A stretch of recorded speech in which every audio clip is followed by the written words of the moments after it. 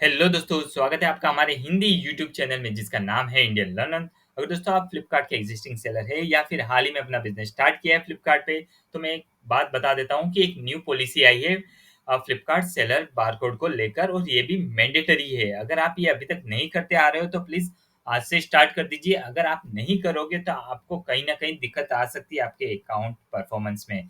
जी हाँ दोस्तों, तो आज हम इस वीडियो में बताएंगे कि फ्लिपकार्ट से जो हम सेलर कोड, अगर आप एक न्यू सेलर है और आपको नहीं पता कि सेलर कोड मुझे कहाँ से मिलेगा, वो बताएंगे आपको। और उसको बारटेंडर सॉफ्टवेयर के जरिए कैसे लेबल को क्रिएट करना है, और कैसे जो यहाँ पे रिजल्ट आप देख पा रहे हो वैसे आपको प्रिंट निकालना है। तो पूरी जानकारी के लिए इस वीडियो को एंड तक देखिएगा जरूर। तो चलिए शुरू करते हैं। हेलो दोस्तों, सबसे पहले आपको लॉगिन कर लेना है फ्लिपकार्ट का सेलर सेंट्रल अकाउंट, क्योंकि हमें सेलर आईडी चाहिए। वो कहाँ से मिलेगी? सबसे पहले लिस्टिंग के टैब में जाना है। जैसे ये डाउन एरो पे आप क्लिक करेंगे तो माय लिस्टिंग का ऑप्शन दिखाई दे रहा होगा, उस पर आपको क्लिक कर देना है। जैसे आप क्लिक करेंगे तो लिस्टिंग मैनेजमेंट का पेज ओपन हो जाएगा। जैसे ये पेज ओपन हो जाता है उसके बाद आपको रिक्वेस्ट डाउनलोड का जो ये डाउन एरो है ना, वहां पे क्लिक करना है। तो जैसे मैं क्लिक करूंगा ना तो यहाँ पे ऑप्शन आ जाएगा लिस्टिंग फाइल। तो लिस्टिंग फाइल पे जैसे आप क्लिक करेंगे तो डाउनलोडिंग इन प्रोग्रेस का प्रोसेस दिखाई दे रहा होगा आपको। यहाँ पे जैसे ये डाउनलोड रेडी आ जाए उसके बाद ये फाइल आपको डाउनलोड कर देनी है। आप यहाँ पे देख सकते हो जो आपकी सेलर आईडी है ना, यहाँ पे शो कर रही होगी, है ना। वहीं से ये जो फाइल अगर यहाँ से कॉपी हो जाता है तो ठीक है, वरना फिर इस फाइल को डाउनलोड कर दीजिए। और ये जो फाइल डाउनलोड किया है उसको आप रीनेम कर दीजिए। रीनेम करते वक्त आपको सिर्फ इतना ही सेलर आईडी लेना है, कॉपी कर लेना है। जिसे आप कॉपी कर लेते हो तो एक नया एक्सेल शीट ओपन कर दीजिए, जैसा कि हमने यहाँ पे कर रखा है। यहाँ पे आपको लिखना होगा कि ए कॉलम में लिखना होगा नंबर, यहाँ पे 1 दे देना है, और यहाँ पे बी कॉलम में कॉलम नेम दे देना है सेलर कोड, और यहाँ पे अपना जो आपने कॉपी किया है ना सेलर कोड वो यहाँ पे पेस्ट कर देना है। बस इतना ही करना है। उसके बाद आपको इस फाइल को सेव कर देना है। जैसे ये फाइल सेव हो जाती है उसके बाद आपको बारटेंडर सॉफ्टवेयर ओपन कर लेना है। बारटेंडर सॉफ्टवेयर ओपन करने के बाद आपको फाइल में जाना है और न्यू पे क्लिक करना है, क्योंकि जो इसका लेबल का फॉर्मेट है ना उसका साइज मैं आपको बता देता हूँ, उसके अकॉर्डिंग आपको सेट करना रहेगा।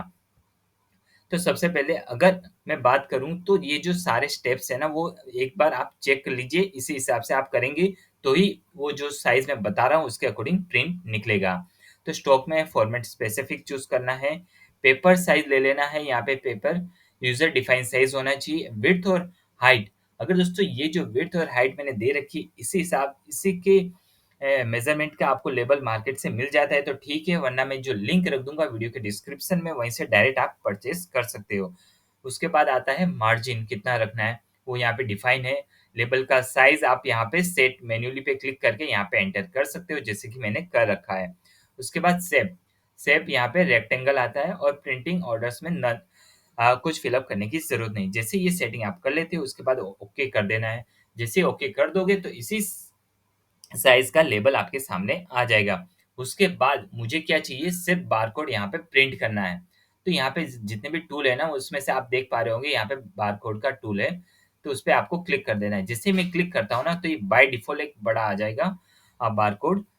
अब मैं क्या करूंगा, जो मैंने एक्सेल शीट में डेटा फिलअप करके रखा था ना ये ऑटोमेटिक इसमें आ जाना चाहिए। तो मैं क्या करूंगा, डेटाबेस से लिंक कर दूंगा। जो एक्सेल शीट में डेटा मैंने फिलअप किया है वो इसके साथ लिंक कर दूंगा।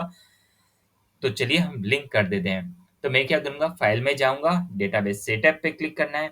जैसे आप क्लिक करोगे तो यहाँ पे ऑप्शन दिखाई दे रहा होगा ऐड का। तो जैसे मैं ऐड करता हूँ तो यहाँ पे नेक्स्ट कर देना, और यहाँ पे सिलेक्ट करना है आपको ओडीबीसी डेटा सोर्स।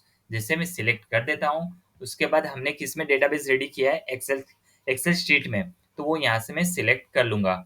उसके बाद मुझे पूछ रहा है कि आपको कौन सा, मतलब जो आपका आपने जो फाइल एक्सेल शीट में बनाई है उसका नाम क्या है। अगर उसका लोकेशन आपको यहाँ से चूज करना है, अगर बाय डिफॉल्ट वही आ रहा है तो ठीक है, वरना आपको यहाँ से लोकेशन चूज करके वो सिलेक्ट कर लेना है फाइल का नेम। उसके बाद इसको ओके कर देना है। जैसे मैं ओके कर लेता हूँ उसके अंदर जो फाइल हमने क्रिएट किया है, तो बाय डिफॉल्ट 3 सीट होती है, सीट 1, सीट 2 और सीट 3, है ना। तो मैं सीट 1 में मैंने डेटा फिलअप किया है। देखिए दोस्तों यहाँ पे आप देख सकते हो, है ना। तो मैं सिलेक्ट करूंगा सीट 1। तो यहाँ पे शीट 1 को आपको यहाँ पे टेबल टू यूज़ में ले लेना है, उसके बाद फिनिश पे क्लिक कर देना है।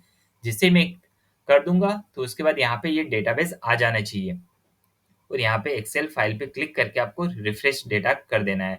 यहाँ पे रिफ्रेश हैज़ बीन कंप्लीटेड का आ रहा है ऑप्शन, यहाँ पे कोई एरर नहीं आनी चाहिए। ये इतना करने के बाद आपको यहाँ पे सेंटर में डबल क्लिक, जो ये लेबल बारकोड लिया है ना, वहाँ पे आपको डबल क्लिक करना है और ये स्क्रीन डेटा दिखाई दे रहा है ना, उसको सबसे पहले इरेज कर देना है। उसके बाद यहाँ पे स्क्रीन डेटा है, यहाँ पे आपको सिलेक्ट करना है डेटाबेस। तो जैसे मैं यहाँ पे सिलेक्ट कर लेता हूँ, तो यहाँ पे जो आपने फील्ड ले रखी है ना, नंबर और सेलर कोड ले रखा है, आप यहाँ पे देख सकते हैं। मैंने 2 ही कॉलम ले रखी है, नंबर और सेलर कोड, वही यहाँ पे शो हो रहा है। क्यों? क्योंकि ये डेटाबेस से कनेक्ट हो चुका है। उसके बाद मैं सेलर कोड सिलेक्ट कर लूँगा। उसके बाद जैसे मैं सिलेक्ट कर लेता हूँ, तो ये बड़ा लेबल यानी कि बारकोड क्रिएट हो गया है, जो मेरे साइज के बाहर जा रहा है। तो मैं क्या करूँगा, यहाँ पे डबल क्लिक करूँगा फिर से। तो इसका जो पोजीशन है ना, वो भी पहले मैं सिलेक्ट कर लेता हूँ, वो इस सेंटर में ही चाहिए, टॉप सेंटर। तो सिलेक्ट कर लिया है मैंने। और ये जो फॉन्ट है ना, ये तो ओके, लेकिन इसका जो साइज़ है ना, मुझे छोटा चाहिएगा। और यहाँ पे जो बारकोड है ना, हमेशा कोई भी बारकोड आप क्रिएट करते हो ना, तो कोड 128 ही आपको लेना है, क्योंकि इज़िली रीडेबल होता है, आसानी से रीड हो जाता है। फिर आपको यहाँ पे ड्रैग करना है और यहाँ पे सेंटर में लाके रख देना है। उसके बाद कंट्रोल एस कर देना है, इस फाइल को आपको सेव कर देना है। ये जो वन टाइम प्रोसेस है दोस्तों, ये आपको डेली क्रिएट नहीं करना पड़ेगा। उसके बाद मैं कंट्रोल पी यहाँ से दूंगा। उसके बाद यहाँ से आपको अपना प्रिंटर चूज कर लेना है, जो आप प्रिंटर यूज करने वाले हो, है ना। उसके बाद यहाँ पे मुझे पूछा जा रहा है आइडेंटिकल कॉपीज ऑफ लेबल, आपको कितनी कॉपी निकालनी, एक ही लेबल की कितनी कॉपी निकालनी है। सपोज मान लो कि आज मेरे 50 ऑर्डर है, मैं यहाँ पे 50 क्लिक कर दूंगा, है ना। सिलेक्टेड रिकॉर्ड, तो कौन सा रिकॉर्ड सिलेक्ट करना है, तो यहाँ पे मैंने नंबर इसीलिए दिया था क्योंकि इसमें अगर नंबर 2 होता ना, तो यहाँ पे, क्योंकि ये तो फिक्स है ना, तो यहाँ पे 1 ही रहेगा, इसमें कोई चेंजेस होने वाला नहीं है। अगर डेटाबेस चेंज होता रहता है ना, तो यहाँ पे हम सीरीज दे देते हैं, तो यहाँ पे 1 ही रहेगा। उसके बाद मैं प्रीव्यू करके देखूंगा कैसे दिख रहा है मेरा बारकोड। देखिए दोस्तों, इस तरह से आपका बारकोड दिखेगा। उसके बाद सिंपली आपको प्रिंट ही देना है, वो ऑटोमेटिकली आपका प्रिंट निकलना स्टार्ट हो जाएगा। दोस्तों, ये ट्रिक आपको इजी लगी हो ना, तो प्लीज कमेंट करके हमें जरूर बताएगा। अगर दोस्तों ये वीडियो आपके लिए इन्फॉर्मेटिव रहा हो ना, तो प्लीज कमेंट करके हमें जरूर बताइएगा। और लाइक, शेयर और सब्सक्राइब करना मत भूलिएगा, क्योंकि आपका एक सब्सक्राइब हमें मोटिवेट करता है हमारी नेक्स्ट वीडियो बनाने के लिए। Thanks for watching.